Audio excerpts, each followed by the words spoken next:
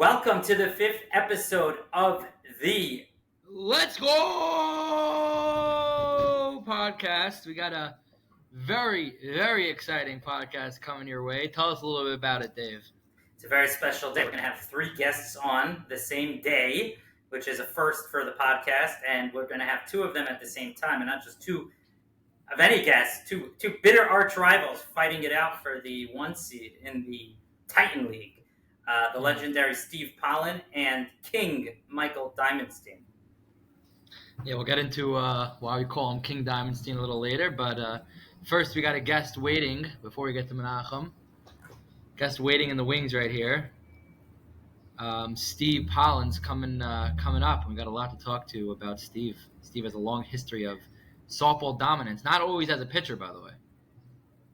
Yeah, we're definitely going to ask him about that. So we have 3-4 minutes until Steve comes on. I want to review one important controversial moment from yesterday, which really kind of made me lose my cool at the crew. To shout out to Jake Gelb and Nate Gelb, who run a tight ship over there. My Black Sox, my National Getaways Black Sox, were playing the crew, and an important moment happened late in the game.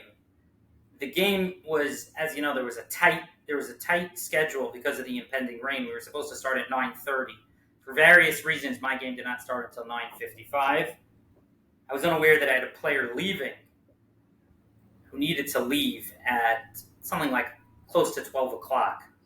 The game ended up schlepping, and my player had to leave. So for extra innings, we were down a man, which is obviously a huge disadvantage. And as always happens when a player leaves early, the winning base hit is hit right to where that player vacated, as is customary. So I was trying to show the umpire the rule book, which has an ambiguity in there. It indicates that there's a time limit on games, but it also indicates that it's up to the umpire's discretion. So me and Avi were kind of reading this morning like a Tosfos or a Mishnah, trying to penetrate the depths of Ariel Cohen's mind while writing these rules, which is never easy. And so, Dave, like a real 2 Chavetz Chaim guys going at it during Morning Seder. Avi, are you able to get through a podcast without mentioning Chavetz Chaim? Avi's also, you may or may not know that Avi's fundraising for the Chavetz Chaim. I am, by the way. If anyone wants to, I can send you the link. I started a few days ago. I never put 2 and 2 together. Where you're always mentioning Chavetz Chaim. You're subliminally.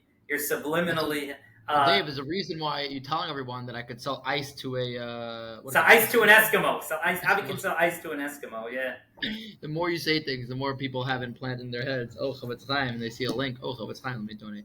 Anyways, so quickly, Avi, since we have 2 minutes till Steve comes on, what are your thoughts on the game-ending controversy, when games should end, the way the rule book is written, does the rule book need to be changed, so on and so forth? I think ultimately, it's a flaw in the rule, and I'll tell you why. The rule basically states that games have time limits, and from whenever the game starts, there's an hour and 55-minute time limit for the game. The question then becomes, the game was supposed to start at 9:30 between the Black Sox and the crew, and the game started at 9:55. So do you go those hour and 55 minutes from when the game starts, 9:30, the official start time, or from 9:55? So the rule book sort of states it's the umpire's discretion as to when to call the official start time. So the reason why the rule book says that is there could be situations where, let's say, the game before goes late for whatever reason. Let's say that you can't start an inning before, 9:20, the game before, and the inning goes 40 minutes. You're not going to cut the game 40 minutes short. But at the same time, that's not always going to happen. And it could very potentially be giving too much power to the umpire to just say, you know what, I'm nowhere to go until 7 o'clock at night. I'll just give the teams half an hour to warm up. And meanwhile, one team doesn't have a guy leaving early a little bit, and could brutally mess over one team like it did with the Black Sox in the situation. So I think ultimately, it's a flaw in the rule. I think that has to be addressed. I think it may give the umpire a little bit too much power in this situation, or maybe I think the rule should be specified a little bit as to when the umpire could declare a moved up start time. But it's a very it's not. I'll add in one piece just before Steve gets here, which is that the intention behind the rule, which I was really pushing for in the off season, but then I neglected to read the way the rule was actually written by Ariel. The intention is that we think for HSL to be a good product, there needs to be a consistency to how long the games are. So if you tell your wife, you tell your son, yeah, I'm going to be out from X time to X time, that should hold true. So by having official start times to the game and maximum times of game, you could basically predict I leave my house at 9 a.m., I'm going to be home at 12 p.m., something along those lines. So putting too much power in the umpire's hands kind of takes out the ability to predict how long the games would be. And that's what happened for this guy yesterday. I think a lot of this is caused from the double headers. Meaning, like, I play in many leagues. I don't know if I should shout out other now that we have our own HSL here. I don't know if I should shout out other leagues, but there are many other leagues that I play in that are very, very strict when it comes to the time. I'll shout them out. The MSL actually just starting as well. Yitz Greenmountain does an amazing job with them. If you show up a minute late, the game starts sharp and the game ends sharp. Like, I can tell my wife, if the game's at 8 o'clock, I will be home at 10:45. What if there are 6 players there and 5 players there? Doesn't matter. Game starts and there's a forfeit. All right. We are very privileged to have with us in the house the legendary Steve Pollan, coming off of... How you doing? Thanks for taking the time. Thank God. How are you doing, Steve? How you guys doing? Good. Are you over yesterday? We're gonna get into it. Let's build it up first before we we'll get right to it. I need some time to break in a little bit. We need it. We want to get a little more into the background of your legend before we talk about the specifics from yesterday's latest victory over Avi. Yeah. So, what's that, Avi? No, I was gonna say we don't want to harp too much on that, but if we happen to get to it, we will. It's a regular season game. It doesn't mean anything. Right. So worry about it in a couple weeks. Yeah. Steve, so something I've always been curious about is I heard you started pitching just a few. I'll just give my personal history with you. You know, I started playing in the HSL 5-6 years ago, and you know, a lot of the pitchers were fine pitchers. But then one day I show up to a game, and this guy's throwing the ball in at like 65 miles an hour. I'm like, who the hell is this guy? And Shmuel Red is my captain. He says, "Oh, that's Steve Pollan. He's like one of the Rosh Yeshiva of baseball in this area." So, and then he tells me he only started pitching a few years ago or something. So, something I've always been curious about is kind of your trajectory as a softball player and how you became such a dominant pitcher later in your life. Not that you're late in your life. You look great, but you know. So it's a little bit of a false history. Actually, when I was younger, in Little League, I started as a pitcher, and then I played. Interesting enough, I played shortstop in my Little League team, and Dave Abish was our pitcher. Nah.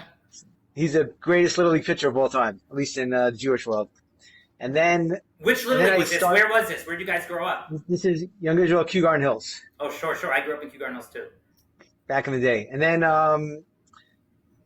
I pitched, you know, when I was in camp, I pitched. When I was younger, I pitched. And then in high school, I pitched.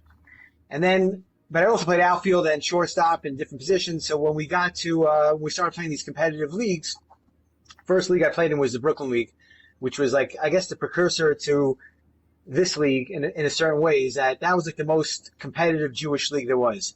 I guess it was the Young Israel Brooklyn League, whatever it was called. I don't know what it was called. Then we moved that team to, or part of that team to what was the previous Blue and White League. I forgot the name prior, and then you guys took over the HSL. So on that league, I played outfield. I played a little bit of infield once in a while. I pitched every once in a while when a guy couldn't come. And then about 2000, around there, is when I think full time again became pitcher. So it's pretty long. Now it's already a while ago. But Little League pitching is overhand hardball.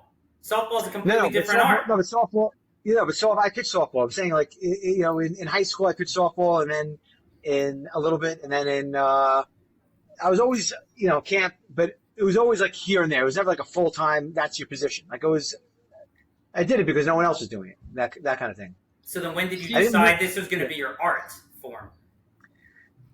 So we had a great pitcher we used to play with on the Bombers. His name was Avram Schreiber. I don't know if you heard of Avram, the legend of Avram Schreiber. Avram is probably, over a short period of time, the greatest pitcher there was in the history of Jewish pitchers. The guy was unreal. But he was really like a one-game guy. He didn't really like going more than one game. And then, so we had always, a backup pitcher. Mayor Silver pitched a lot for us. He was great. Another fantastic Mayor all-time great Silver, the pitcher. pitcher for the Black Sox this year. He's only gone He, 17. he I got to pick your brain about him, Steve, in a minute, but yeah. so he's also an all-time great all-around player, not just a pitcher. He played, when I first started playing with him when I was like 16, he was our shortstop in that Brooklyn League team. Then he was a great pitcher. So we always had one guy here, one guy there, and then Dave Mandel actually prior to that. Dave Mandel was actually the guy who really taught me how to pitch. Him and Avram were our two pitchers, and then Dave got hurt, and then we needed. So I would always chip in if the guy couldn't come. I was the guy who would pitch the second game if there was no one there. And then whatever, things happen. Guys get older. Guys didn't want to play anymore. Guys moved on, and then I was starting to learn how to pitch because Dave Mandel. I was pitching behind him and Mayer, they were not what I would call overpowering pitchers. They definitely had good stuff and fast, but they weren't the most overpowered pitchers. They just knew how to pitch. They knew how to place the ball. They knew how to spin the ball. And watching those guys pitch, when I was younger, all I did was throw as hard as I could and just try to blow it by guys. And I didn't understand how I'm playing good teams and I couldn't beat them. And the reason is because good teams could hit good pitching. And those guys taught me how to think, how to pitch, how to move the ball, how to place the ball, how to work batters. And once I learned how to do that, I became more successful. And I just started pitching full time. That was basically it. So it's funny you mentioned Mayor Silver because I got to ask. So a few months ago, I'm at a family Hanukkah party, and he's my wife's uncle. I'm schmoozing with him. And I tell him I play softball. He's like, you got, Steve Pollan, David Abish. I'm like, yeah, of course I know these guys. They beat us every season. And he's like, oh yeah, I used to play with them. I'm like, no, Mayor, you're not good enough to be on the Bombers. I don't believe it. And then he's like, then he shows me on his phone. He's like, look, I'm still in the Bombers WhatsApp chat. Yeah. Then I'm like, what the hell's going on? So then I spent the next 4 or 5 months trying to convince him to come pitch for the Black Sox because the team split into two. And he pitched fantastic game one. But the first game of the season, but he's basically been hurt since. And he says, I'm too old to pitch. So I say, you're not that much older than Pollan, so I need you to work on him a little bit more. Mayor's an all-time great, first ballot Hall of Famer. He's a multi-positional player, great hitter, one of the smartest players I've ever played with, and one of the most fun guys to ever play with. And he's just great. Yeah, he was our catcher. The last couple of years he played with the Bombers. And yes, he's still in the Bombers chat. He's still invited to all the Bombers victory parties if we have any more. And he's a legend, man. Mayor's an all-time great. Definitely a first ballot Hall of Famer. I'll throw in one thing. I remember, I think it was my second to last year in camp. So this must have been 8 or 9 years ago. So when I was in Romu pitching for the staff team, baseball's never really a thing. They had 3 or 4 night activities a summer. But when I got there, obviously because I'm, super freakishly, obsessed with softball, I made it a whole thing and I was very loud about it and we got a really good team. And, the first few summers we were great, but then there was one summer, I think it was my second or third to last summer, we were just unbelievable. We would, in any camp, we would knock out, we would destroy. And we were, I think, 8-0 or 7-0. And it was the biggest thing camp and the kids were obsessed with it. And then there's a team that comes down, partially a bungalow colony, partially guys from the city. And the rumor had it that the pitcher for this team, this guy Steve Pollan, is just insane, phenomenal. So we're okay, how good could he be? We're knocking off every team 15-1, every camp, and this is I think it was a Friday afternoon, and everyone was I think there were 150 kids there, and typically kids aren't showing up because they want a Friday afternoon is their free time, they're off the whole afternoon. And I get there, I'm super pumped. Our team's excited, and next thing I know, I think it was the fourth inning. We're down 10-0. Steve must have had 11 strikeouts, and then he pulls himself from the game in the fourth or fifth inning because of how bad we were losing. It was probably one of the most humbled. I don't know if you remember this, Steve, but it was one of the most humbled I've ever been. And then I remember the reason why I'm saying this after the game. I go over to you, and you were like, "Yeah, I didn't even start pitching for real until 10 years ago or something." I'm like, how is that possible that you were this dominant, or at least it was the first time I ever faced you. So I never faced a pitcher like that who would throw as fast and move the ball like that, who just started this later in much later in the softball career. I was what happened there? How did that I understand how you always pitched a little bit and then but then you took it to a new level. Obviously, asking. It seems like you took it to a new level. Much better, right? No, it just happens. It just worked out. Honestly, I don't know. I You're just saying you didn't pull any Ariel Cohens by building a pitcher's mound in your backyard and throwing every day no, in the and I don't have backyard. a Twitter account posting my stats after every game either. That's funny. So, Steve, something I wanted to ask you. You've faced Avi a bunch of times. You guys pitched against each other yesterday, and Avi told me after the game, you said to him like, "Oh, every time, it's a real battle between Avi's team and the Bombers." What would you say are Avi's strengths as a pitcher, and does he have any weaknesses that you would comment on? So I'm not going to tell you his weaknesses because I'm still playing against him and I want to beat him still. And I'm not going to give you that. I'll give you two strengths. I'll give you three strengths that Avi has, and this is a strength. If any aspiring pitchers out there ever want to learn how to pitch, these are very important. These are probably the three most important things. I think stuff and speed are definitely important. First thing, you got to know your defense, and if you know your defense and their strengths and weaknesses, you can pitch to your strengths and weaknesses of your defense. Meaning, if I have a great left side of the infield and I have a poor right side, I'm not going to be pitching the ball as much outside. I'm going to try to be coming harder inside to make them go to the left side. Avi does it very well. Avi has a great defense. So one of the reasons why we have a very competitive time with this particular team is they don't make any mistakes defensively, and they make plays they shouldn't make. Like yesterday, Glenn Zickerman had a bullet up the middle. Your shortstop made a crazy diving play, and then he picked it up, made a tough throw to first. The guy, Big Rokoff, made a crazy scoop at first. Yeah. So you got to, if you have defense like that, the second most important thing is, which I don't do this enough, is you don't walk anybody. So if you don't walk anybody, you got to get, against with a good defense. Generally speaking, you need 3 hits to get a run, and it's not so hard. It's not so easy to get 3 hits against a good team.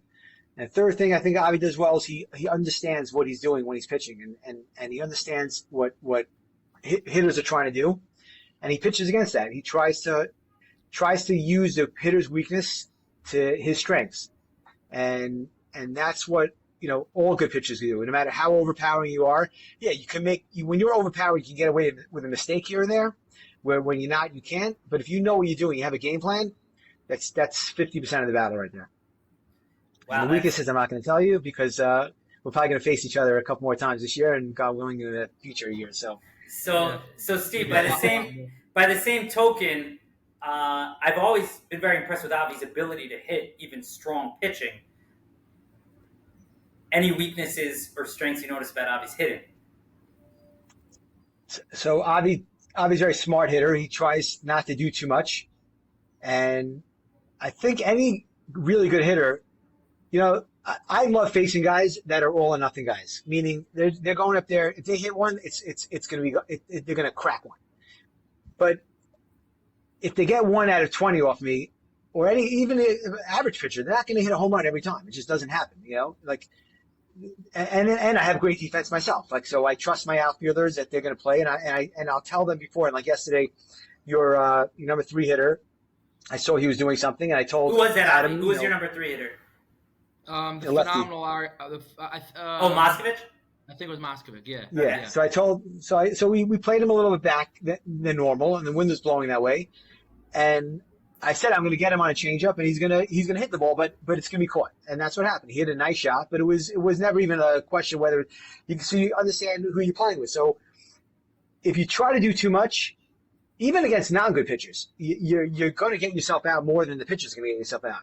So the key is not to get yourself out, is give yourself the best chance by not giving yourself up and making it tough on the pitcher. You make it harder. So Avi, he doesn't try to do too much in a good way. Right. I'll give you a good weakness about myself, at least against the Bombers. The Bombers in general, with Steve on the mound, at least from my experience playing them, they love to play their outfield 4 across and then little league depth. And basically on what Steve's saying, make you try to be a hitter that you're not. So with me, it gets very complicated because I love poking the ball to all fields, or mostly right center, but left center as well. When the Bombers move everybody in, they're basically teasing me and forcing me to hit it to the left side. It's a very difficult spot to put me in, and it happens to be it got to me yesterday. I mean, my third at bat, I was able to get a hit to left field.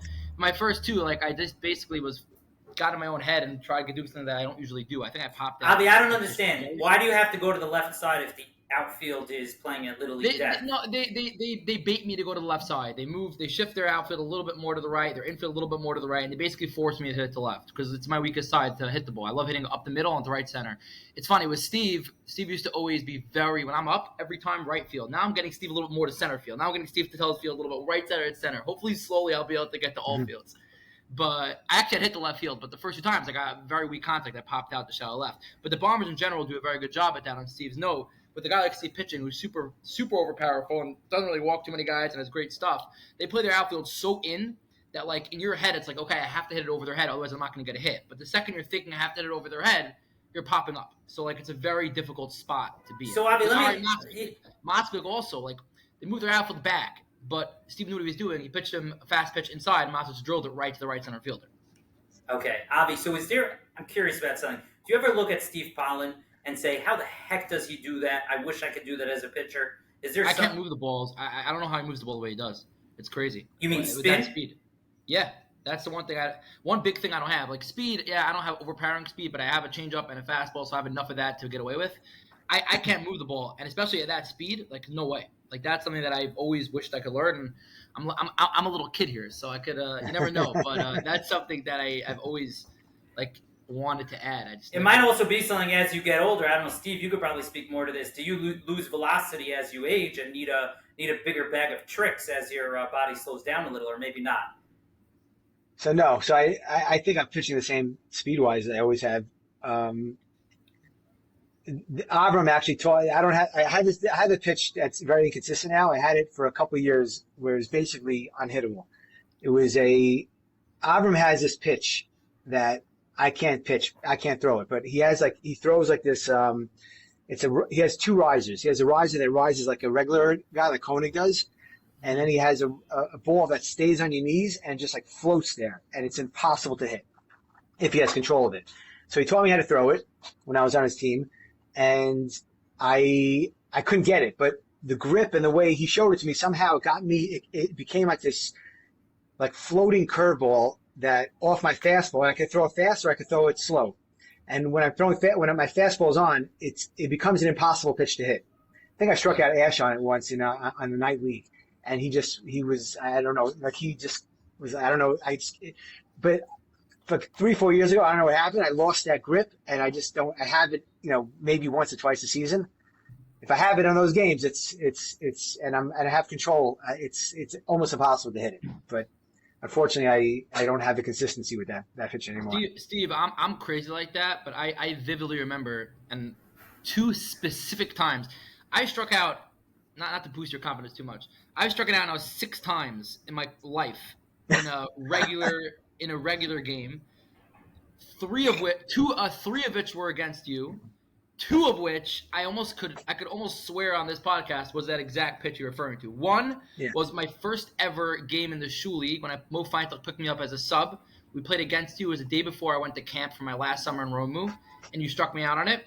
2 was in Coil this past year, which this year there'll be no more Coil as there'll be a gorgeous new fall league starting hopefully.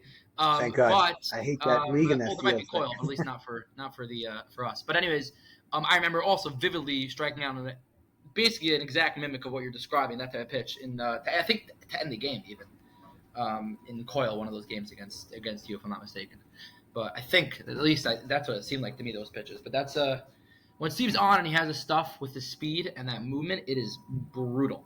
It's absolutely brutal. Because the ball coming down like a rock. Mr. Diamantstein is going to be coming on in 2 minutes. I just gave him a notice. Steve, you mentioned you're from Kew Garden Hills. Does that mean you're a Mets fan? Yankees fan. Love it. I mean, we have all these boys from Queens on who are Yankees fans. The Mets can't get nothing. Yeah. So it's funny because I grew up. David Ames, my best friend, he grew up around the corner from me. He was a crazy Met fan, and I was a crazy Yankee fan. But I didn't hate the Mets. Of course not, because you don't care about the Mets. They're your little brother, I didn't care about the Mets, and Tom Seaver was actually my favorite player growing up. So, like when I was really little, like I loved Tom Seaver. So, and the Mets didn't bother me. They were like irrelevant. So they were cute, Was Tom Seaver? What year are you talking about Tom Seaver? Because he had a hiatus I mean, from the Mets for a bunch of years. So I was young. Like this is like when I first started following baseball. I was like probably 5, 6, 7 years old when he was still on the Mets. 8 years old, whatever. But then he got traded. He got traded what? 70s, 81? No, when he got traded, yeah, 81. So I was already like 12. Yeah. Yeah. What? How old are you, Steve? If you don't mind my asking. 54. 54. So you were born. Yeah, I'm not 69. Do the math. Oh, you were born in 69. Okay, got it. So then so you saw Steve Seaver as a real little kid. Then he was gone for a bunch of years, and then he came back. Yeah. Okay, so you and Abish have quite the history. Yeah. Yeah. Going back to Kew Garden Hills. I actually, funny story. I went for Shabbos with a friend to not with a friend. I went to a friend with my family to Westchester to New Rochelle, where Scarsdale. Scarsdale, yeah. Scarsdale, yeah. So I saw him in shul at Young Israel, and he's got like payas. He looks like a completely different human being when he's not on the baseball field. Yeah, English? Yeah. He has no payas. Behind his long ear, hair, maybe not payas. No. So I said, "You play in the softball league?" He's like, "Oh yeah." And then we talked for like 45 minutes, and that's when I found out he was a total softball nut, totally obsessed with playing. Welcome, King Michael Diamantstein to the podcast. Thank you for coming on. What's going on? Thanks for having me, guys. Thanks for coming on, Menachem. We appreciate you taking the time. So I want to give a little introduction to. I've never met Michael in person, but when me and Avi decided to get involved with the HSL, Avi said we really need to bring in more teams that can compete with the Bombers. And then he texts me one day, or he calls me so excited. He says, "You're not going to believe it. Michael Diamantstein is going to be joining the league." And I said, "Who's Michael Diamantstein?" He says, "This guy's as good as Pollan. He's unbelievable. It's going to be great." Nobody's better than Pollan. Nobody's better. So then over the next few months, I start to hear more about you, and then people call you King Diamantstein. Are you aware you have this nickname? I don't want to talk about myself. I appreciate it. It means a lot. I'm here to talk about other people, but okay, you could leave the podcast then. We don't really need you. That's funny when Avi was telling me that he was getting, he's taking over the league and whatever. He said he's getting new teams. So he said, "I think I'm gonna get Diamantstein to bring in a team."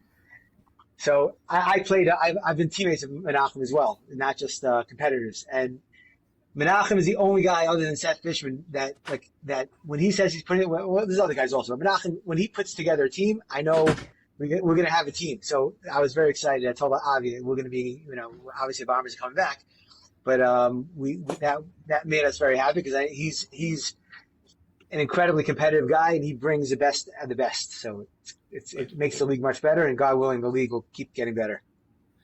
That's the plan. That definitely is the plan. So, Steve, let's psychoanalyze Michael for a minute because he you say he's an incredibly competitive guy, and then I was talking to Avi Nenner the other day, and he said to me, he's like, "Oh, Diamantstein's too nice. He'll let worse people pitch than him. He should really be pitching. But he'll let other people pitch. He's too nice."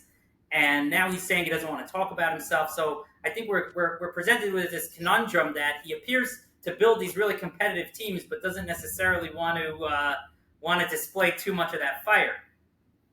No, Menachem wants to win. So, but he also is a nice guy. So it's very tough. It's very tough to when you have.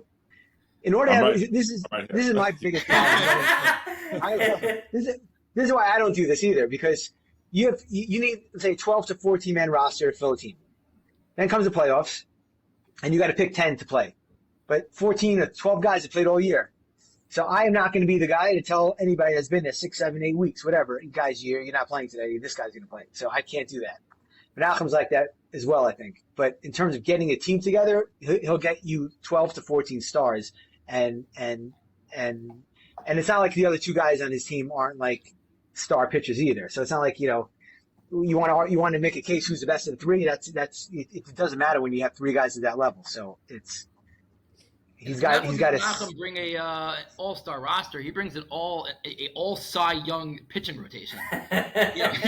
Yeah, Daniel Ash, Kaufman, and Menachem Diamantstein as your pitcher rotation. And it's not the that's not the easiest matchup to face every week. And you got guys like Avi Nenner batting 9. It's not such a It's a team. Definitely a great addition to the league. We have great guys. We have great guys, and we have a great team. And I'm happy to play with Steve, and I've played with many different people, and many people on Steve's team, and a bunch of great high talent guys. So I'm sure it's going to be a great game. This coming week. And I don't know who's going to pitch. I'm betting it's probably going to be Kaufman, but it might be Ash. So we'll see. The HSL is actually invested in promoting a Diamantstein Pollan matchup, so you're under contract actually that you have to pitch. You have to pitch this Sunday. So just for the record, I bet Menachem thinks the same way.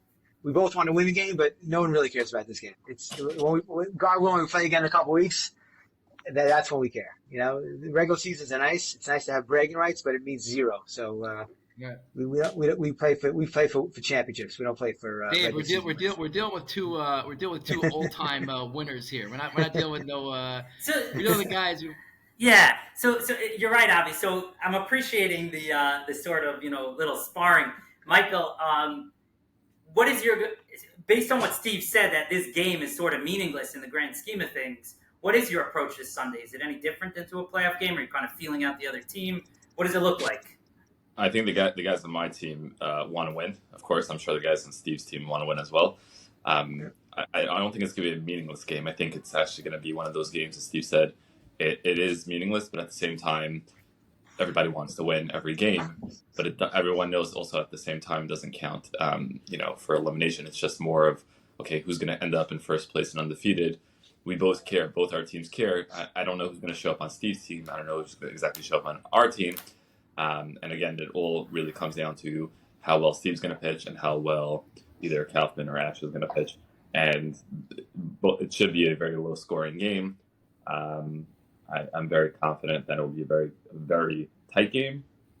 And it's like a coin toss with this type of game. So, and I say the same thing if it would be the playoffs, not just the regular season. Well, I don't think we're going to have this matchup in the playoffs because I think Switch On Solutions, led by pitcher Avi Edelman, is going to definitely be taking down either the Bombers or King Ventures, depending on who we play. As long as we come with our full team, I think it'll be a pretty easy win. I agree.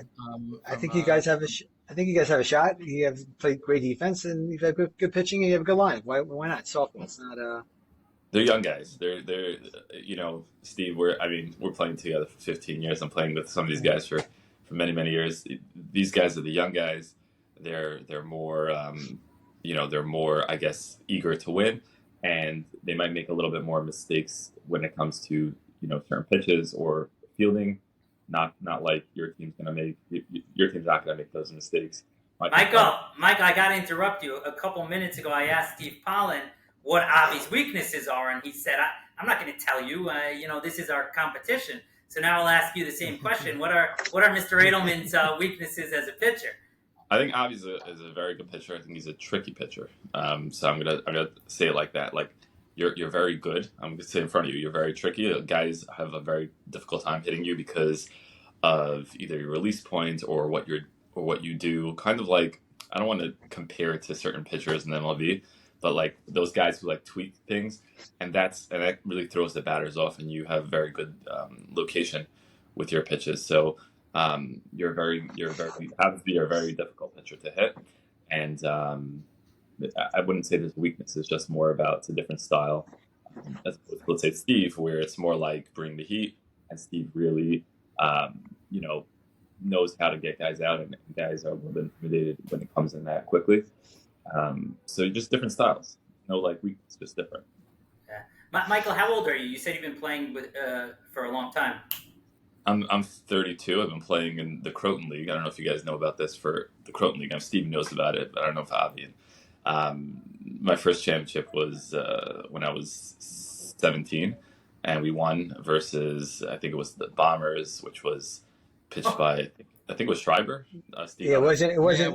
Yeah, So it's funny. I think a funny story about this. So I wasn't part of that team, and it was Avram's team, and I don't think there's any other of the Bombers that were on the old school Bombers on that team, but Avram.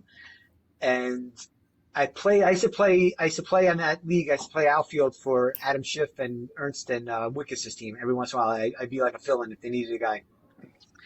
And when we were supposed to play you guys in the playoffs, but they wouldn't let me play. They wouldn't let me pitch because I didn't play enough games. Anyway, I didn't even play that game because they didn't need me. They had enough guys. So I said, who ended up winning the championship? So they said this Lubavitch team from Crown Heights won, whatever. And I'm like, who? I said, who's the pitcher? He goes, it's lefty. This guy's great. This guy's Menachem Diamantstein. He's a young guy, throwing heat, whatever. I'm like, he can't be that good because I never saw him play. And if I never saw him play, I don't believe that he's that good. He says, no, this guy's young. He's really good. Ended up. Then I saw him play after that, and I knew who it was. But it was. I remember that first championship you won. So. Yeah, years ago. Thanks. And Yeah. exactly. And since then, we played together, played against each other. Yeah. So it's been a long time. So it's 15 years now, 32. So what teams have you guys played on together? Coyle Street. I took Steve for a couple of years. Yeah, Steve and Menachem and Steve remember very, very, very clearly just around 7 months ago when they took a tough L in the semifinals in the Coyle League this past fall. Yeah, that was rough. That was very, very, very rough. I mean, it happens to be. That was to you, Avi? Yeah, of course. Yeah, but I'm not going to say Avi was excuses here, but we, as you know, things happen, and we were missing. That's true. The top of our lineup, and let's just say there'll be a new, like we mentioned before, there'll be a new Foley coming this year. And half of our defense, which was, in that game, meant a lot.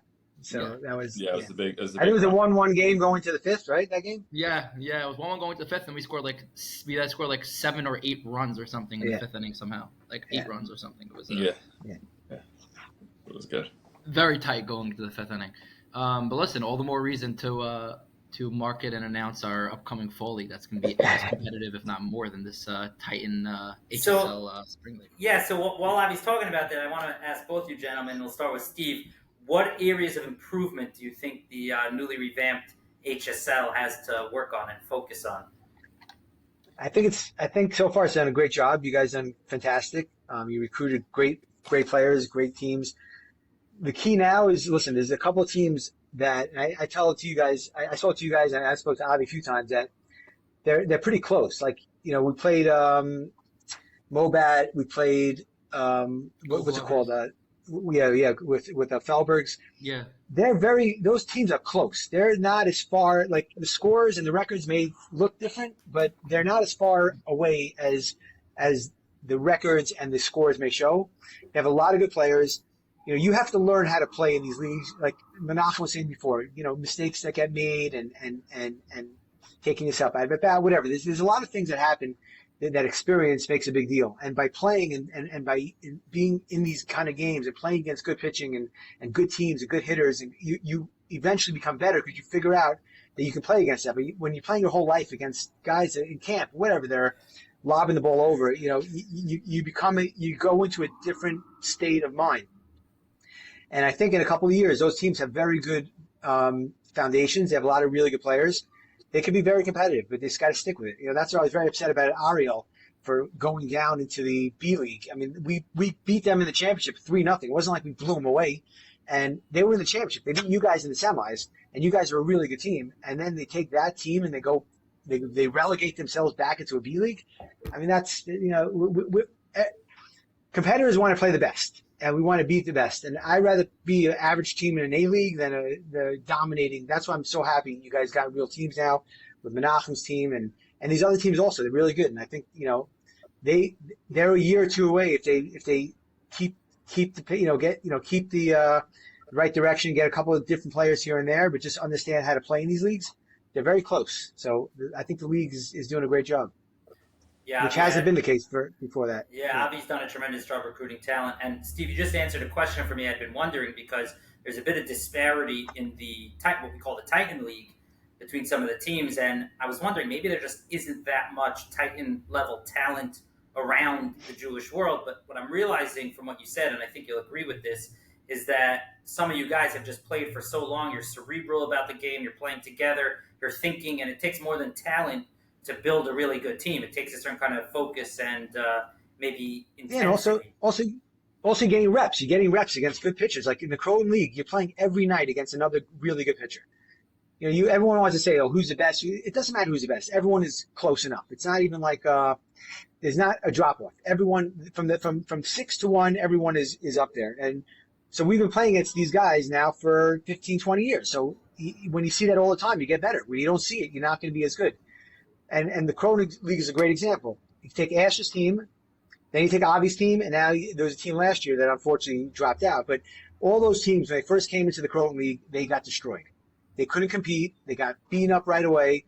But they got better and better every year. And Ash won a championship a couple of years ago, and then Avi's team won a championship a couple of years ago. And the team, and then the other team made the playoffs last year, the young team, and they're all getting much better because they see better pitching, better talent on a weekly, on a game basis, and they become better just by being around that. But so they Steve, just got to stay with the program. You said a lot of nice things about the HSL. What are the areas that need a little tweaking, a little fixing up? Honestly, I'm very happy with the way things are being run. I have no complaints. I think you guys done a great job. Listen, we were, for the last couple of years, there were years that Raider wanted to throw us out of leagues, we're too good, and our argument was like, you don't get rid of your best team, you build up the league towards the best team, and then they wanted to split us up. That's what me and Avi felt very strongly about that. We said right away, the Bombers give this league legitimacy. It's a place where people want to come and play. Yeah, so we're glad. And now you have Benhaim, and then you have some of those other teams. Like I said, they're not that far away, and so I like what you guys are doing. I think just you got to keep the momentum and keep the fire. The fire is the most important thing. When you're new at something, and when you're any new business or any new venture, the beginning is always going to be the greatest, right? You're rebuilding this and that, but once you start slugging away on the day-to-day grind, you got to keep up that fire and that momentum, and then I think it's going to be great. I think I see. Listen, I want these teams to come back. I want them to keep getting better because it'll make us better. It'll make the league better, and it's fun. It's no one wanted to play in. We weren't having fun the last couple of years winning championships 15-0. It wasn't fun, but we did it because we wanted to stay consistent in the league. That hopefully one day it'll get better and better. Then you had your team was pretty good, David, and Avi's team was very good. And then we thought maybe if a little tweak and a little here and there, you can get another team or two, the league could get really good. Now we're finally seeing that coming to fruition. Thanks, Steve. Michael, what are your thoughts? And I understand Avi tells me you have a background in marketing, so maybe you can give us some pro bono advice while you're here. I think Avi's doing a great job, and W as well, just posting on status, getting guys involved. I told this to Avi. I think a lot of guys call me from different commissioners call me just because I played in so many leagues in so many years. And I always say, look at Sam Sutton, who ran the Syrian League, and he does a great job. I'm sure, Steve, you know what I'm talking about. Avi, you know what I'm talking about. Just recording the games, doing exactly what you're doing here, the podcast, getting the guys involved. Avi, it's a nice thing you did with the giveaway. So you just keep exactly what Steve said. Just keep, hustling, keep grinding, and I think as long as you get the guys involved, it's very much a customer-centric sport. So, the stats and all these things matter to a lot of guys. And as long as you have that updated and just being on top of it, doing exactly what you're doing, maybe inviting, other players to the podcast every week, which is exactly what you're doing, you'll just continue to grow and get people interested. So there's no critiques. I think you're doing great. You just continue. That's it. Speaking of, thank you, Michael. Speaking of stats, how do we get the King Ventures a little more involved in the stats keeping? I said to Avi, who are the big hitters on the King Ventures, and I solicit individually from Ellie Race, from I think Yosef Grossman, from Avi Nenner, but I need consistency from King Ventures. How do we get that? That's a tough one. I don't know, because I'll tell you the truth. A lot of guys rotate. Not everyone shows up every week. It's a very tricky thing. I have like 20 guys on the roster, as Avi knows, and 20 guys. Wow. Okay, I didn't realize that. But only 10 show up. It's not like everyone's showing up. And so what are you going to do for the playoffs? Like Steve was saying. So if somebody didn't play, 3 games, they don't qualify. That's it. So if you did, you did. If you didn't, you didn't. And I think we probably have realistically only, 12 or 13 guys who are qualified. So we really are down to that, which is why the roster is so big because, guys just, again, these guys are playing for 15, 20 years. So we can't have everybody show up every week, and that was the plan all along. But we have a great group of guys, and even the guys who are not necessarily in the playoffs are fantastic hitters. And regarding the stat keeping, my recommendation is possibly getting a person, whether it's a kid or somebody else, to take the stats, whether it's ump. I think if you do that, you'll have the consistency. Just because for teams like my team, like there's really no one person who's coming every single week, and even doing so, this experience, nobody really understands. Not nobody, but many people don't understand even how to do the stat book properly to make it look good. If it's considered an error, if it's considered earned run, all these things matter. And even if we see one thing from one team, doesn't mean it's necessarily true. And I know there was like a discrepancy when we had a smaller field. So there's definitely not a perfect solution, but there's many different ways. I just want to say on that point, by the way, Steve, I don't know if you heard about this at all, but one of our legacy teams, they played on PEC 3. I'm sure you're familiar with PEC fields from back in the day.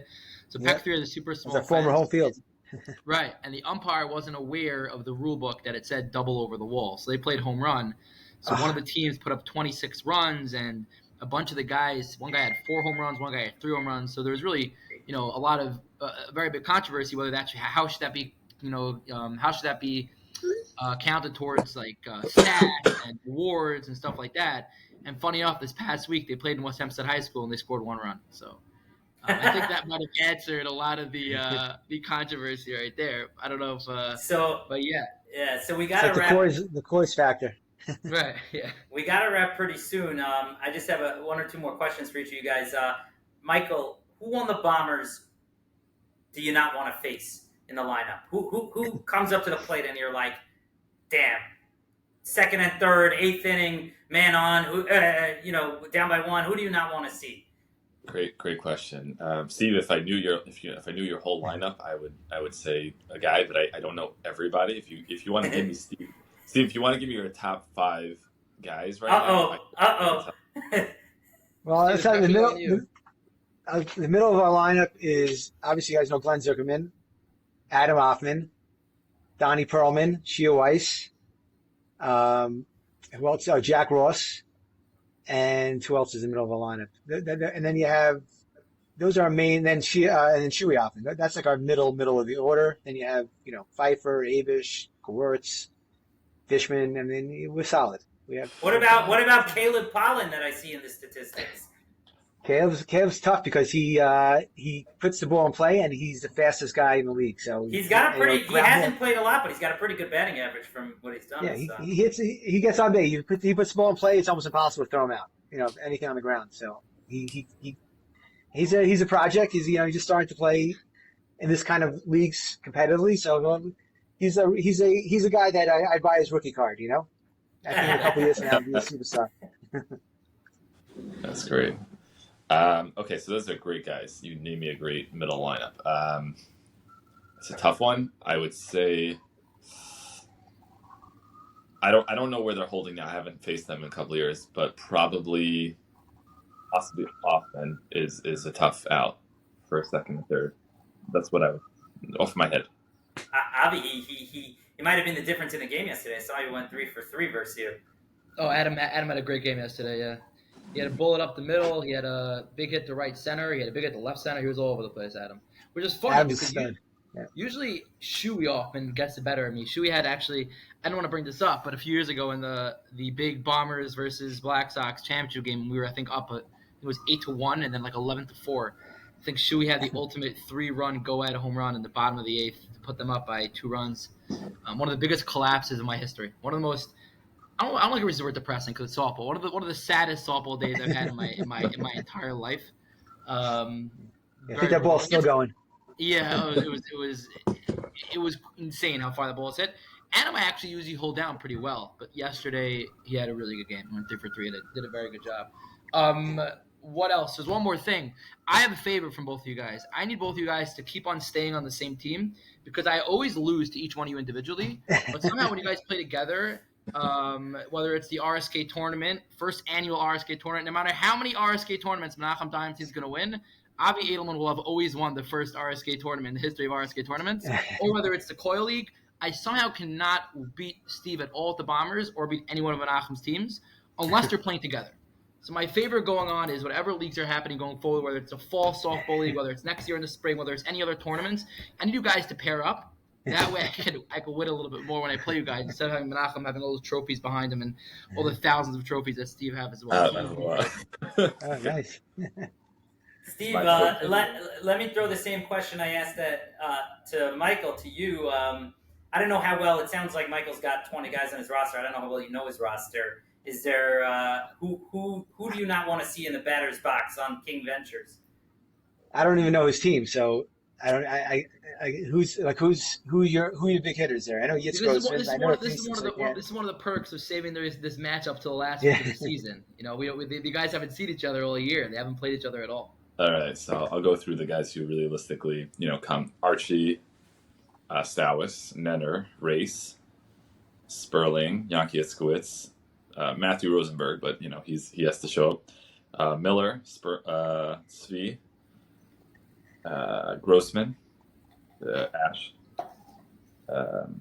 and Hank White, and Avi Nenner, of course. I don't know if I said that already. And Shmuel Gessetter. I don't know if I said that either.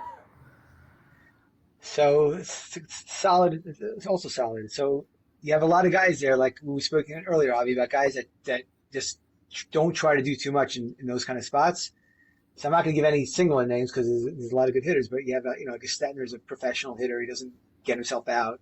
Archie's a great hitter, very smart hitter. He's not going to swing at your pitch. You're going to have to get him out. There's one other guy that you said that I'm forgetting. Nenner's also solid. Obviously, Matt Rosenberg, no one wants to face him, but, they're good. I mean, that's a solid lineup. So, but I don't care who I face. I have the defense behind me. I think everyone's good. I respect everyone. So I don't, like yesterday, your number, like a lot of times against me, bottom of the lineup guys do well because they dink and dunk, and you can't really, play against dinking and dunking. Like the middle lineup guys are going to hit the ball hard, but if you have good defense behind you, they're going to make plays. So before we wrap, let's get our predictions in for Sunday. Avi, who do you have, King Ventures or the Bombers? So it's actually it's a great matchup because I tell you that both their fields are the Bombers' fielding is immaculate. They're phenomenal. They don't make mistakes in the field. King Ventures has a tremendous field as well. A lot of it depends on who shows up, but their fielding are both amazing. And when it comes to hitting, they're very similar teams where they know what they're doing. They have the middle of the order who has an extreme amount of power, but up and down the lineup, top of the lineup, bottom of the lineup, these guys just are professional hitters. Like they know how to hit. They hit all fields. They hit it hard, no soft contact. I got hit in the stomach yesterday with a line drive off of Shia Weiss. She's a great you don't want to hitter. be hit with a line drive off Shia Weiss, and that is still kind of a massive black and blue mark right now. But it's gonna be a very tight game. I'll say the Bombers get the win only because the Bombers don't want any new team stepping into their territory and showing them who's boss. Now, it is the regular season, and as much as I don't want to see a Bombers King Venture Championship game because I want to be there, if I am not there, I would love to see it, and that game would be phenomenal. But I'll just say a Bombers victory only because the Bombers have owned the HSL for many years, and these new King Venture team to come in, I don't think Steve Pollan and the Bombers are going to play too nice with them and not gonna. I don't think they'll be so happy letting them come in and step all over them. Is my opinion. So I'll give a 4-3 Bombers win over King Ventures. I'll take that. Michael, I'm happy with that result. Michael, what do you say? You want me to predict Steve to win? I'm not gonna do that. All right, gentlemen. Yeah, go ahead. I think it'll be a close game. I'm actually very, very similar score to Avi. I was thinking about it. Probably 5-4 King Ventures or maybe 6-4, something like that. I can't see Steve giving up 6 runs, so maybe 5-4. So I'm going to stick with the 5-4 win by us, and hopefully we'll show up. I think that's the goal. Right. Michael, I see the competitiveness. It's just got to be sort of pulled out of you over 45 minutes. Dave, come watch the RSK tournament as Menachem's going for a three-peat this year. You'll see the competitive come out really well. Okay. Steve, predictions for Sunday? Predictions, we're going to show up. We're going to play hard, and that's it. I don't whatever happens on the field happens. I'm more concerned about what happens next month. So All hopefully right. it'll be a good game and we play well. Hopefully hopefully we have our 10 solid players, and we haven't even sent out a thing yet to see who's playing. So Yeah. Maybe Dave, before we go- Maybe Murray Silver is going to come down this Sunday. you never know. He's on the chat. Dave, before we go, I just want to give a quick shout out to Evo Care Group for sponsoring the whole entire league and allowing all this to happen, allowing teams like Menachem Diamantstein's team to step into the league and hopefully to continue to grow the HSL in all aspects, both in the spring, the fall, the kids leagues, and everything we have going on. Amen. If you must Thank you. Amen. Thank you, Steve. Thank you guys so much for coming on. Honestly, it would be fun to have each of you on individually. I feel like there's so much we can talk to both of you about. So hopefully in the future we could do a longer form with each of you if you guys have the time.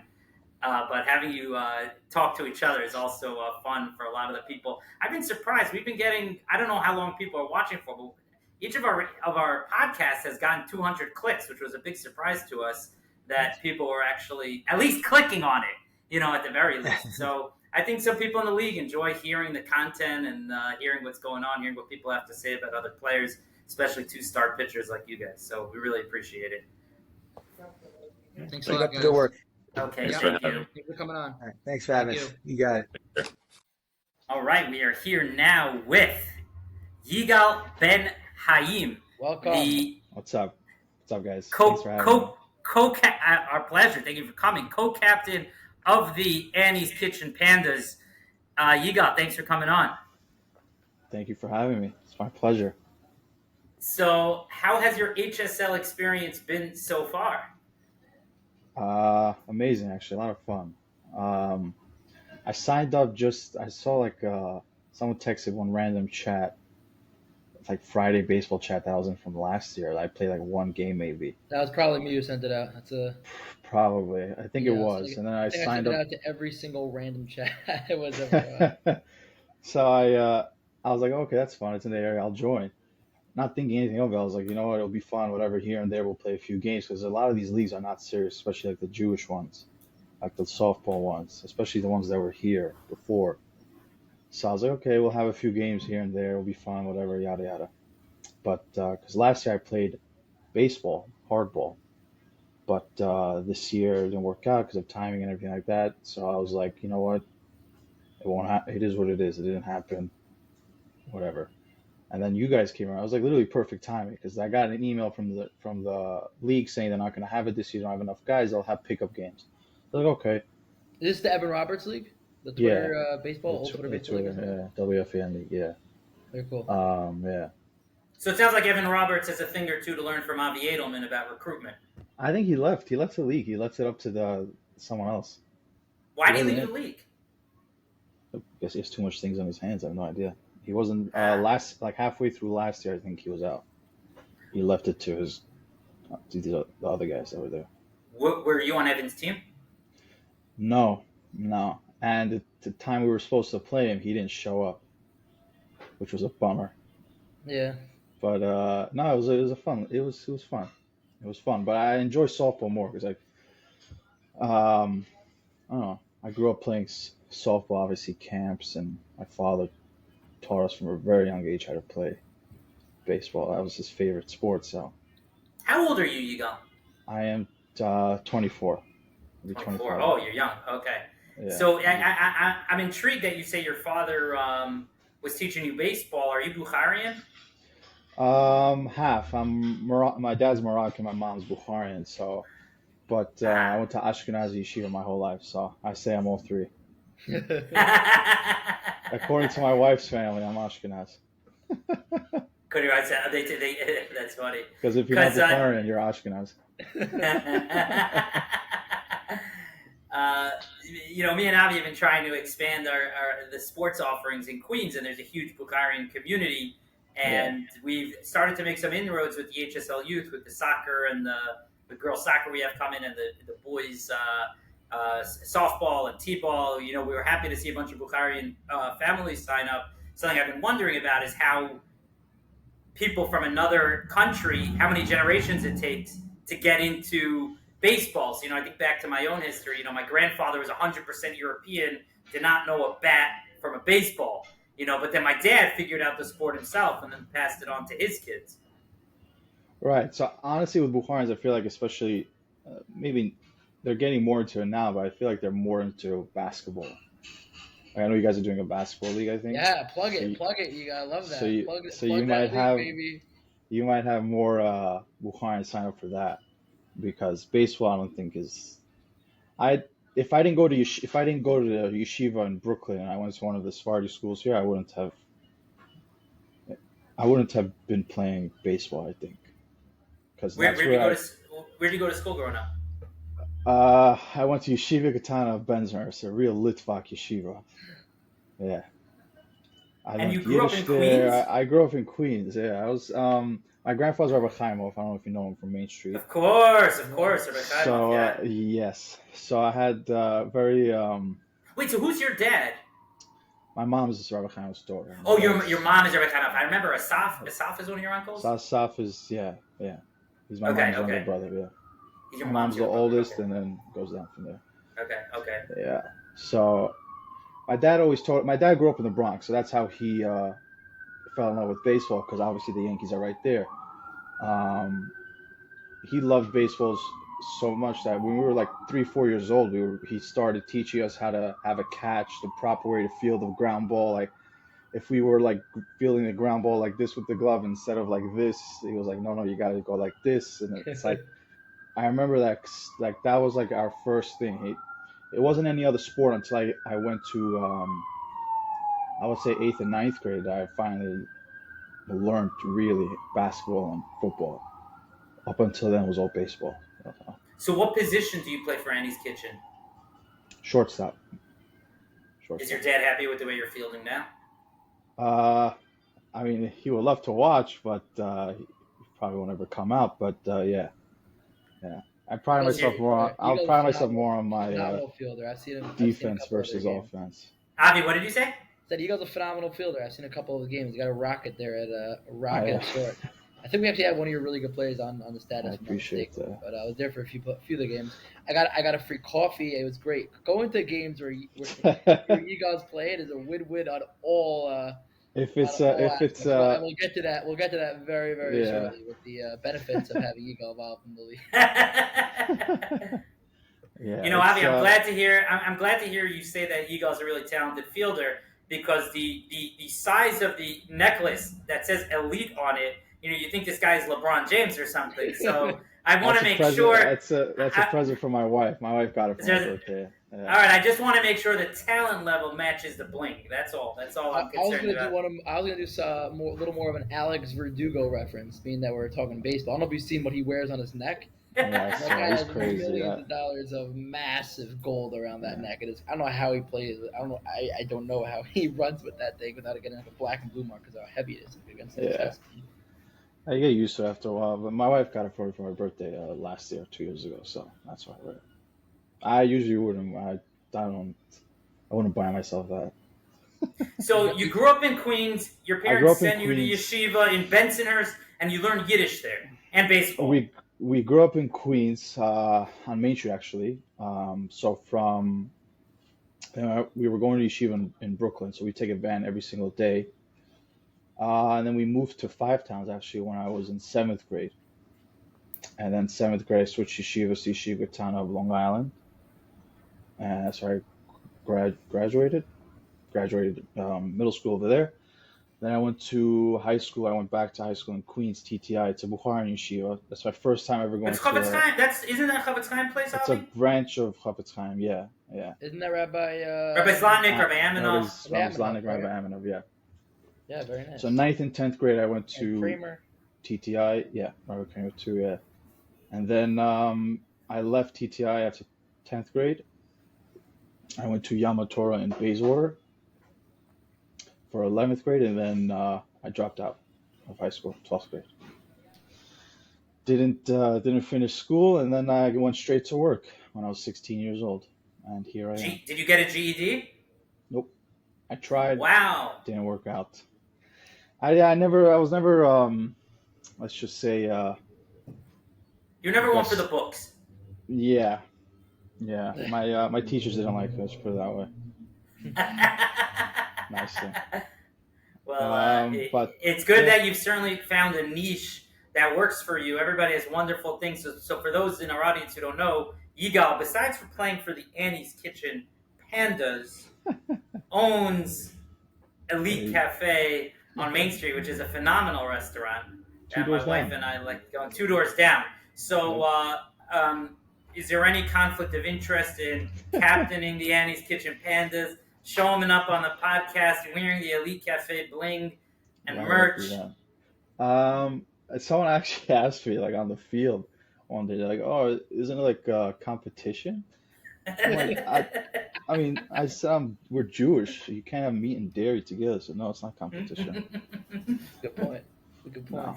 And How plus, did you get in? Yeah. Go plus ahead. all the restaurants on Main Street, dairy or meat, we're all friends. It's a tough business, so you have to look out for each other at the end of the day. So even dairy restaurants, we all help each other. If some people need cheese one day or milk or whatever, we all try and help out each other.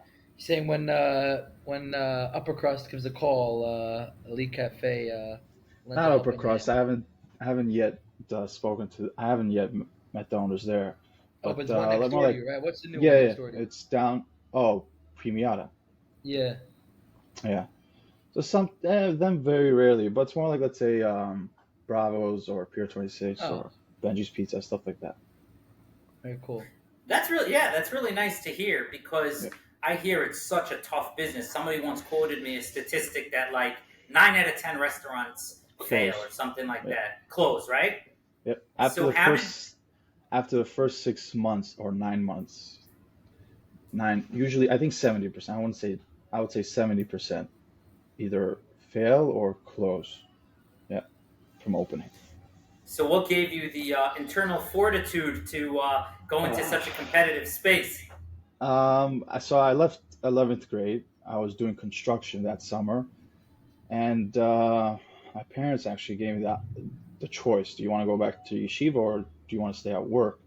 Because they realized it was a waste of money for them to send me to school. Because I just after the end of half a year of 11th grade at the end, I just stopped going. I just I didn't care. I got into fights every day with the Rebbe and this and that. We always argued. We butted heads a lot. So I would always get expelled, suspended. And to me, it was like, please, because I have an excuse to stay home. I never really cared for it. So I went to work. I liked working. I liked being independent on my own. So I guess my parents saw that, and I'm very thankful that they did. They gave me the opportunity to either go back to yeshiva or stay at work, and I chose to stay at work. And then my uncle called me. He's like, I had just bought this restaurant in Queens. Why don't you come down? I have a job for you. I said, okay. You know what I was getting myself into. If I maybe if I could go back in time, if I would have said no. But yeah, it was Elite Cafe. That was in 2017, and So the so rest so is so why do history. you say you would say no? It's such a hustle. It's so much work. The restaurant industry. It's not really a hustle, but it's a very very very hard business because it's around every business is tough.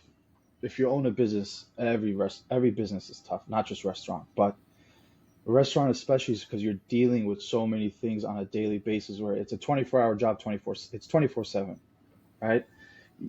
Your holiday offs are our busy days. We don't have off days because food, you don't really take days off from eating food besides a fast day. The only fast day we're closed is Yom Kippur. Every other day we're open.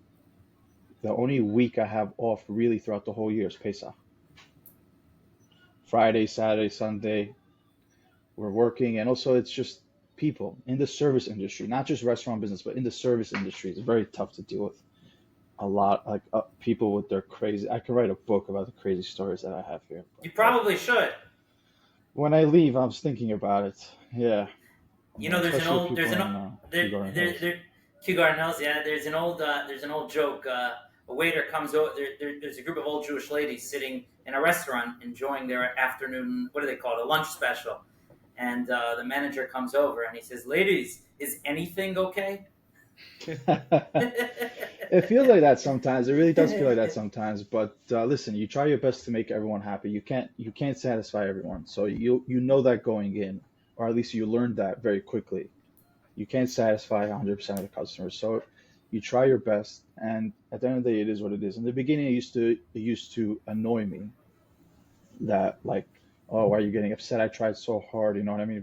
And now it's just like you understand that some people might have bad days, some people might, wake up on the wrong side of the bed, and they're looking for things to complain about. And if that's the one thing that they're going to complain about, then it is what it is. As long as we know, me and my waiters and the staff know that we tried our best, I'm happy with that.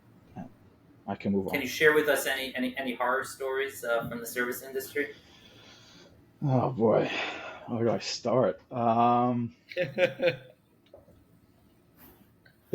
think it's more of common sense and people like reading the room or understanding like um, what's going on. Like when you see, let's say Mother's Day. Mother's Day is usually a very busy day for all restaurants. So some lady, this is a long time ago, she came in, she ordered a soup, just a soup, and the place, it was like 12 o'clock. The place was lines out the door. People are yelling at you. Oh, we have reservations this time. Where's this? Where's that? Things are running late. Everything is like, but you're trying to stay cool, calm, and collected because if you start panicking, everyone else starts panicking, and then it's a big mess.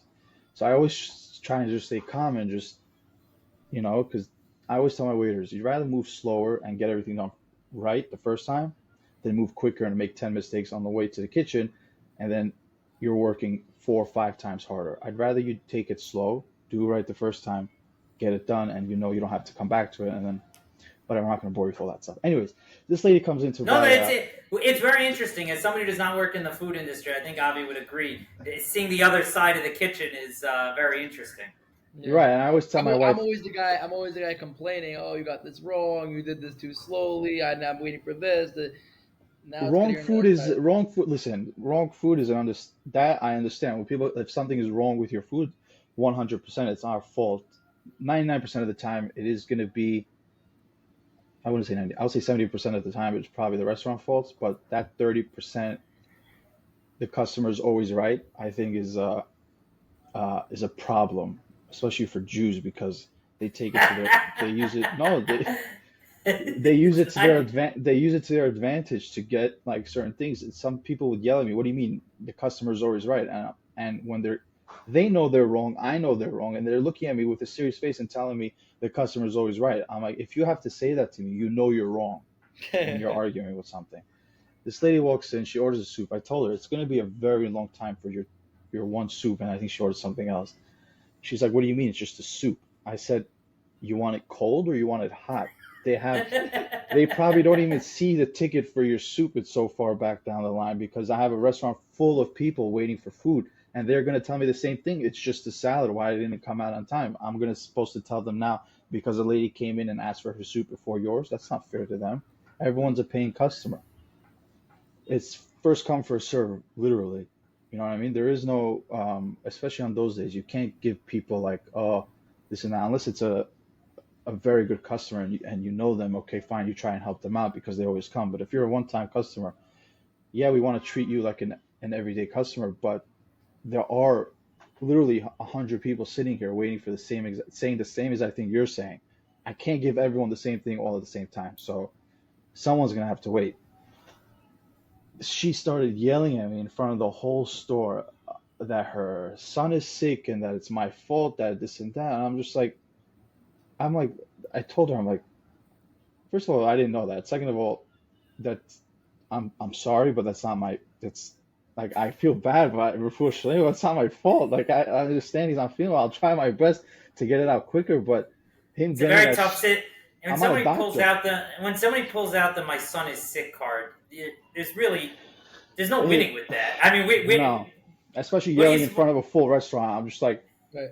I stood there. I'm like, is this woman for real? Or sometimes people like they'll order a whole pizza. They'll eat 7 out of the 8 slices, and then the last slice they'll tell me the pizza was burnt. This happened, and I told them, I'm like, "What do you mean it was burnt? You guys ate the whole pie?" They're like, "No, you see," and they're showing me the bottom of the last slice. I'm like, "So everyone at the table took a slice of pizza. You all ate what you wanted, but but now it's burnt. So if it's burnt, tell me after the first bite it's burnt. I'll make you a new one right away. Don't eat the whole thing and expect to get it for free afterwards. That's not how this works." so Just crazy stories like that. It's an everyday occurrence. It's just fun So things. Yigal, let me flip the script for a minute. Now you're a customer in a sense, and now a sponsor of the HSL Youth. Uh, Yes. Me and Avi are now in the shoes on the other foot. We're in the service industry in a sense. We're Yeah, offering you are something. What areas of improvement would you suggest for us? for the baseball league, for the softball. Generally, yeah, softball or Not take really. the It's question however you want it. it's ranked. To be honest, I was surprised how well it was ranked from the beginning because I thought it was just some random league I'm joining. Yeah, like you keep your own stats and you got it and you make your own thing. I didn't even realize you guys had like stats on the website to like 2 games in. I was like, what? Like, and I was like able to search my name. I was like, oh, that's pretty cool. You know what I mean? Like, it's so you guys did a Is your very, name very, spelled correctly? Is your name spelled correctly? Because yeah, I wasn't. Okay, yeah, it's together. The Benhaim is together, not yeah, separate. it's Okay, together. Yeah, yeah. In okay, Hebrew, it's separate, but in English, it's together. separate. Yeah. But yeah, it's run pretty well. I would say just get the scoreboards for each team. Get that. There's a booklet I think that they sell. I saw one captain of the team send it to the chat actually. Oh yeah. Jacob Gelb, I think. Second shout out So, of the day. yeah, Yeah, he keeps a scorebook. You like that? that's the one thing really. That's something small, but other than that, No, it's good feedback. And thanks to the Yigal right here, we actually very much improved the quality of our fields. Talk a little oh, about that. So you got familiar, and we'll talk about it right now with these fields through the baseball league that you're baseball playing league. in. Yeah, yeah. Uh-huh. So last year I played baseball over there, and they had those fields actually for the time slots that you have now. And I guess the only reason why you got them is because I guess they I canceled it. I guess think. because they didn't need it. Yeah, I explained. It seems like what some people do with the queen with the permits is And we're they'll- referring to College Point. College Point is Correct. two new Yeah. fields that we got to help replace Pack. We were getting a lot of complaints about the ditches and the stones and the short fences, and we were able to secure these Short College fence Point is fields. fine because it's not that short. It's pretty tall, but distance-wise maybe. But that's okay. I think that adds fun to the game. If you get it over, you actually get to celebrate your home run instead of running like a lunatic trying to run around the bases. But that I thought was a fun part of the game. But you can really injure yourself in the outfield over there. I think there was a huge ditch in one of the fields. The first game I think we played there, we played a doubleheader over there the first week of the league. I saw that and I'm like, someone's gonna really hurt themselves if they have a pop up over there. So yeah. Right. But So, the one in College Point actually, I think Dovey, shout out to him. He put it on the chat. The softball field should be a little more well kept over there, but the baseball field is great. you mentioned in the chat calling the parks department. That actually works. You're paying for it, no? Yes, we are, but 100%. it's funny. I guess speaking of the service industry, the level of service from the parks department, which by the way has not been that bad in terms of being responsive to our requests for permits and stuff. we did bring them some donuts and coffee. We did, yeah. Me and Avi in the off season, we brought them donuts, we brought them coffee. We owe them another. Yeah, we owe them another that's trip, Avi. so bring them a box of 12 donuts and Dunkin' and ask them to do me a favor. Just mow the lawn and you'll be fine. You just gotta mow the lawn. That's all they have to do. Other than that, it was a very nice field. Very nice field. Okay, it's remarkable to me. Like there doesn't seem. I don't know. It doesn't seem like some of these fields have been touched in a decade for sure. They The don't way care. look. They could care They don't less. care. They're just there to Yeah. get paid. I Yeah, don't blame them. If no one is pressuring you to do it, why do it? So yeah. it's not their Yeah, so fault. maybe It's I whoever's. maybe I will put in a few calls. That's a good idea, Yigal. Yeah, you should. Talking Well, about don't we have these service. fields, Dave? Don't we have Look at these us fields being the through the annoying summer? customers. Don't we have these fields through the summer though? Also, College Point, we have to do this summer. very That's crucial, right. because those are probably going to be our two main fields in the summer, especially since we're more limited on Five Towns fields for the summer to be mostly West Hempstead and Queens, which would be mostly College Point. Have you ever been to North Winter Park? Yeah. Sure. We have So games that- there. We have games. some Right, games so there. that's what the baseball field in College Point is like, Right. pretty much. Which is not one of the fields that we got for last Sunday. I think that's a different field, right? No, it's Or the is one it one of? No, we- it's Oh, okay. There's a third field, like another. Yeah, it's You know it's what a the little- one I'm talking about? I know what you're talking about. Yeah, That one has lights, actually. The one that's a little further away. Yeah, I don't know about that one. We could use I that just- for our full league, maybe. Dave, we should I'm gonna look into it. It doesn't have lights, Yigal. I think it might have lights. I'm not sure. I haven't. So Yigal, in a couple of minutes, Avi and I are gonna go over the scores and the standings. Or I don't know if you have to jump back into the restaurant, or you could join us for. You're good. Okay. Just before we switch to that, I wanted to just talk a little bit more about Elite Cafe, your sponsorship of the Youth League. What inspired you to get involved? Was it Avi Edelman's amazing marketing skills, or Persistence. Persistence? No, I'm kidding. Listen, I'm not done. I'm still trying to get. We got a men's summer league to sponsor. We got a men's full league. We got a basketball league. We got a girls soccer league. We got plenty left. It's just the beginning. What because Avi brought up a few good points. Is first of all, it's inexpensive, especially just the jerseys. It wasn't that as much as I thought it would be, so it was to me it was worth it. Plus, it's kids with when you have a kid, usually a parent brings the kid, right? So from a marketing point of view, that's double the audience that's going to see it, or even two parents that bring it. So it's going to be almost triple, because no 5-year-old or even 10-year-old is going to come alone to a baseball game and be dropped off and sit there. So that's what I was thinking. Avi, we're playing checkers. Yigal's playing chess. I love it. Next week we're gonna get all the we had our sort of debut this past Sunday. It was very misty and rainy, so all the boys are rocking their HSL youth hoodies. Next week's looking to be very warm, so hopefully we'll get all the pictures for all the sponsors next week. So we'll get that to you. It's a very cool looking shirt though. I have to get you a picture of it. It's a very dry fit, nice shirt. Yeah, please do. Yeah, it's really really nice. The jerseys you guys can upgrade also. That would be cool. Like get the button down. Oh yeah. Full button. Oh, you like the bind down? It's funny. I get some people. No, I like these jerseys. Don't get me wrong. This is very good quality. No, I know. Great some quality. People love the button down. Some people hate the button down, and specifically love the 3 button. I got a lot. I don't know. I could care less. I just thought it would be cooler, but it's actually very very good quality jerseys, by the way. Yeah. Okay, great. So let's get to the scores from yesterday. Let's start with the Legacy League, and let's start with none other than the Annie's Kitchen Pandas beating the Yankees 11-9. Very unorthodox game. No, Yigal, what was it, 8-on-7? It was an 8-on-7. Yeah, Dovey, when he came, he's like, we have 7 guys, and we were like trying to figure out what to do, because we thought we were gonna have at least 9. We're supposed to have 10, but at least 9. And then someone I guess overslept or whatever. Things happened, and we ended up having only 8. So it was actually a lot more fun than we expected it to be. Yeah, definitely. That's great. And you guys got the dub. Yeah, it was a much needed win. We needed it for team morale and I think the standings as well. I don't know how the playoff bracket works. Did you guys clinch the playoff spot yet? What's your record? Right now? We're 500 right now. I think we're 3-3. 3-3. Yeah, I don't know how that. So let's take a look. Let's take a look at the standings. We haven't updated the website yet, but Ariel sent it out today. We've got the Robins 6-0. The Crew 4-2, the Rumble Ponies 4-2. The Robins. Who's that? The Robins. Who's right? The Robins. Yeah.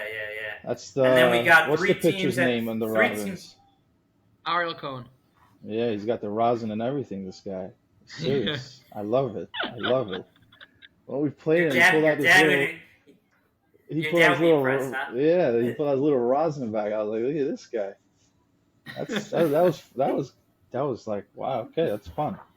That's what I like. I like when people take it seriously because, yeah, I do want to have fun, but I also want it to be taken seriously to a point where it's not like a joke. Because then there's like, okay, what's the point of coming out? You know what I mean? So that's what I like about this league is that it's me and Avi both. Fun. Yeah, go ahead. Yeah, me and Avi have that. I think for some people, it's difficult for them to go all in on. This is serious. It's recreation, but we want to win. I'm not saying go all in like start going crazy. You want to? No, I don't mean like that. I just mean like you play with your friends on like a random day, and like after the 5th inning, some people just like, oh, let me bat like backwards or something. Like, let me do like some crazy stuff. I'm like, dude, just play the game, have fun. You know what I mean? Like, let's play baseball. If you want to go do that, play backyard baseball. You guys right now are 3-3. Yeah. You're in a 3-way tie for the 4 Yeah, I seed saw through that. the 6 seed. How many And seeds you're get in? one game up. You're one game up on 3 teams for the final Playoff spot? for the final and second to final playoff spot. So it's crazy how tight it is.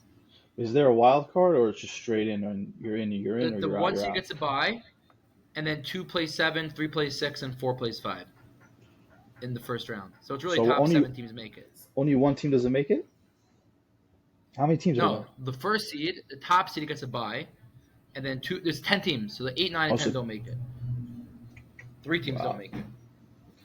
But right now we have 3 2 and 4 teams and 3 3 and 3 teams at the bottom, and then 1 1 and 5 team. We have 2 more games left, correct? Yes. So Let's do it. yeah, so it is very tight. Who are you playing next week, Yigal? Do you know? I don't. Check right I now. can pull it up. Yeah. Pull it up. Dave, go. What other scores do we have going on from this past? So the Crew, as you know, the Crew beat the Black Sox in a controversial ending. Yeah, we discussed Yeah, it what earlier. was that about? I saw that. Listen to the podcast. Tune in for the podcast, Yigal. Yeah, okay. At least now you have a reason to tune in for the podcast. Now that you know we discussed this earlier on. Forget that Yigal was interviewed, but at least you have the. I gotta see. That was a pretty funny moment in the chat when I was complaining in the chat, and obviously we're gonna handle internally. Who was the first one who said, "How about handling it externally? It seems more fun." Yeah. Who was doing it? I second that. I was like, yeah, that's. I mean, it's just the captains. Why not? We should all. See, I saw Jacob Gell typing. I'm like, there's no way it's gonna lead to anything. I'm like, Jacob, just stop typing. I see you texted that. You're like, I see you typing. So Burger Hicks, they lost that tough one on that called strike 3. I was there. Was that a strike? Because that didn't look like a strike from your camera angle. But you never know. You're standing on the side. So I know Yona's gonna listen. I feel bad because he's a great guy. My tip, I think it's too close to take. You have a full count though. What was the count? I would swing. It was 1 and 2. It was 1. It wasn't a full count. It was 0 and 2. I think. Okay, but two strikes. Let me put it differently. 2 strikes with the game on the line. My opinion is you got to swing if it's. I was gonna tell you guys. Close to the neck. Close to the neck. I didn't know you guys hired Angel Hernandez for your softball league. So it's funny, by the way. It's funny because that was terrible. Originally, Yona was telling me how the angle looked like it was a ball, but then for my status, I got this message from Yona Berger. It's backwards, coming backwards here. Said I'm gonna lose sleep after literally seeing it go over the letters. Got to work on my plate aggression. So I understand. It looks like Yona from the status. Oh, you meaning cross the letters? You meant cross the letters? I think he might have admitted it was a strike from his response to my my status. But, I understand, but with that much on the line, listen, the batter does need to swing, but with that much on the line, let the batter get one more chance. I understand the pitcher also is playing the game and give the pitcher the call. It could go both ways. But with that much on the line and that close of a strike or a ball, you gotta let them play it out. Don't end it on such a close call like that. It's a bummer. You're saying let the boys play is what you're saying. Let the boys play. No, if it's a fair strike, if it's a strike, a clear strike, and he didn't swing, then hats off to the pitcher. Great pitch. If it's too close where the pitcher says strike, but it's like really close and the batter will argue a ball. I'm not saying if it's like an egregious like argument, but if it's so close where it's like questionable, give it to the batter. Right. You know what I mean? And you know that win gave Schwartz Bros basically tied them for the last playoff spot. I was actually happy to see they won. They're great guys. I started following Mendy Schwartz's WhatsApp status. Highly entertaining guy. And I was glad to see they got a W finally. No, it's not about who deserves or their second who doesn't. W. I just feel like it's so close. You don't want to end it like that. You know, it wants to be clear cut. Because then you can have arguments, this and that. Yeah. You know what I mean? But anyway, that's baseball. So. That's baseball, Susan. That's baseball, we didn't even ask you. Who do you root for? Yankees, of course, because you're dead Yankees. Have we had a Mets fan on this podcast? We had a White Sox fan. My brothers, White Sox. Yeah. Jacob Byrne, right? Wasn't Jacob Byrne a White Sox fan? Never. Yeah. I'd be a Mets fan at that point. Yigal, I'm enjoying your Yiddishisms. I wasn't expecting it, you know. No one expects it. Especially the way I look now. When I let's say I go to Bar Park or whatever, and I start spinning out words from like Yiddish or yeshivish like language, so to speak, they look at me as if I fell off the face of the earth, and they're like, "What the hell is this guy doing out here?" But I was like, "I used to look just like you, buddy. I had the pace and everything." But they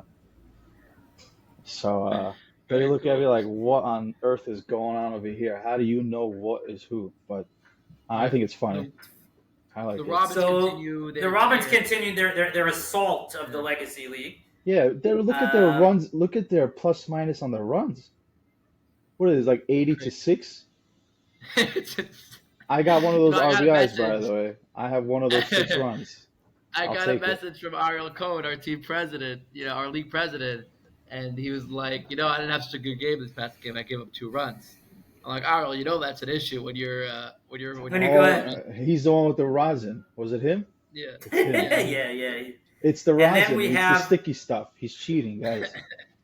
and then the Rumble Ponies beat the Shorts Brothers in their other game.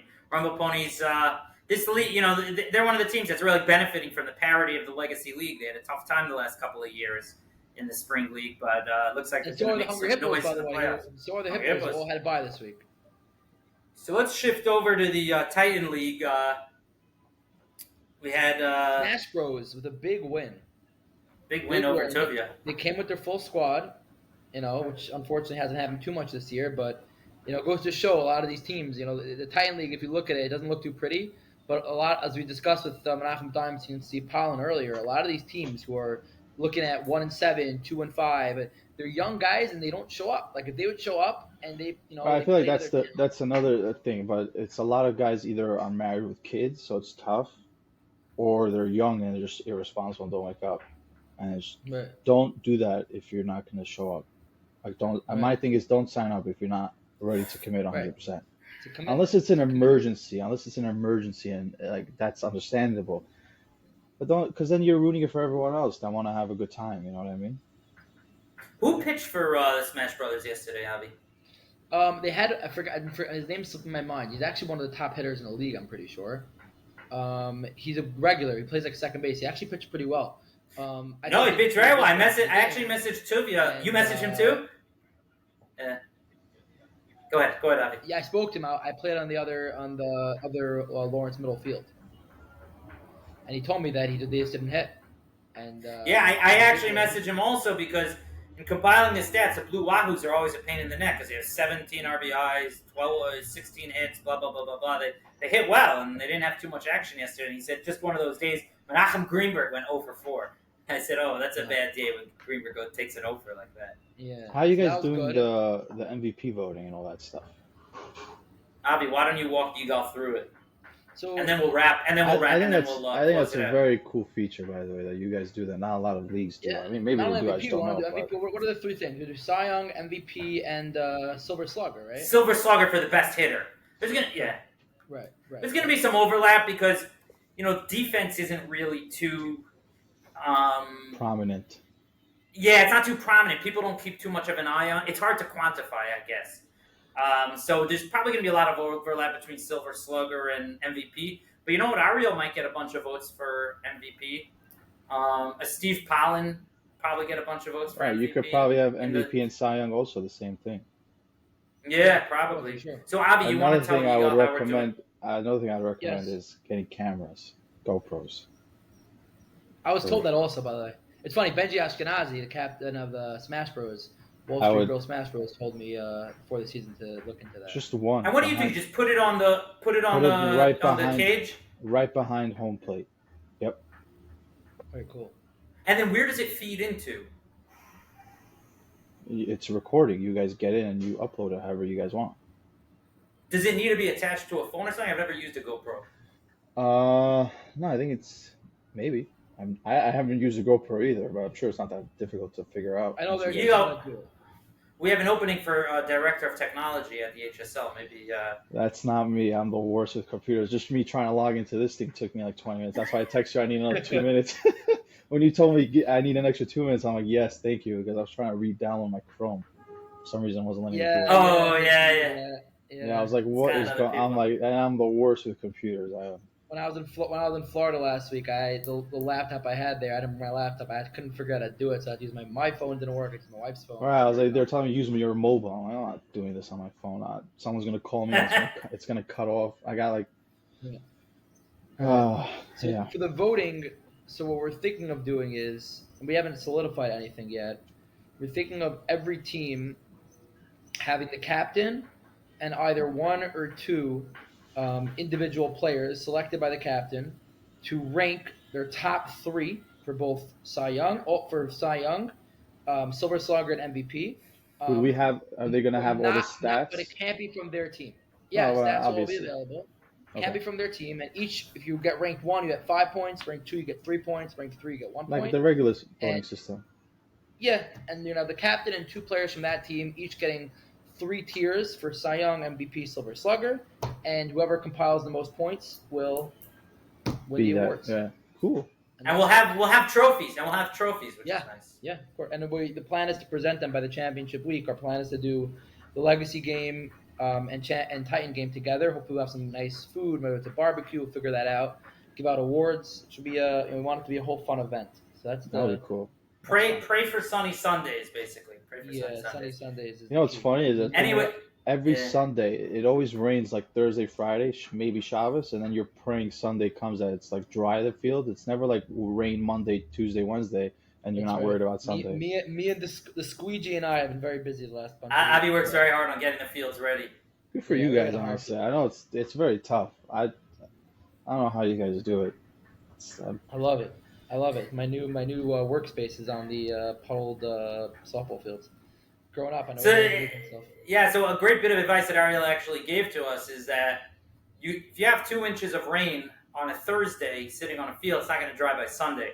But half an hour of spreading out the water, turning that 2 inches into 1 inch or whatever it is, now it'll dry. Right. All right, well, Yigal, true. thank you so much for coming on the podcast. Thanks for having me, guys. It was a lot of fun, actually. I didn't realize that much time. My internet crapped out for a second. Right? Yigal, Crazy how much time lost goes my by internet when we're having connection. fun. No, you're good, Dub. You're good. Don't worry about it. Dave right now is having a bad connection, but he'll realize after when he watches the podcast, it'll be as if nothing. I'm back. I'm back. All right, Yigal, thanks so much for coming on. Also, thank you. From all the viewers, you were always there. That's true. Right. Thank you guys for having me. I appreciate it. Thanks so much. Yeah, and thanks so much for. Sure. Hopefully, we could do this again. Yeah, for sure. It's great fun, and we got to see you at an HSL youth game one of these days. Yeah, you got to come support your little boys. I would. I didn't even know they started. You texted the chat that they started. I was like, they started. Thanks for the heads up. It was a rainy day. It was But I'll definitely show up one time. Yeah. We were torn. what to do. We attempted, and we sort of did like a half a day. But hopefully the real opening day will be this Do they play early as well, or they play later? No, afternoons, 2:45 to 4:45. Ooh, okay. Yeah, I'll definitely show up once one game. Why not? Yigal, maybe you can bring some bling for the young boys. I'm sure. Whoever hits a home run, they'll wear the necklace for next day, man. You know, that's how the celebration they do in the dugouts. Yeah. That's the celebration. Yeah, we'll do that. That'll be fun. All right. Take care, Yigal. Thank you, guys. Take care. Have a great day. Take care, guys. You too. Yeah.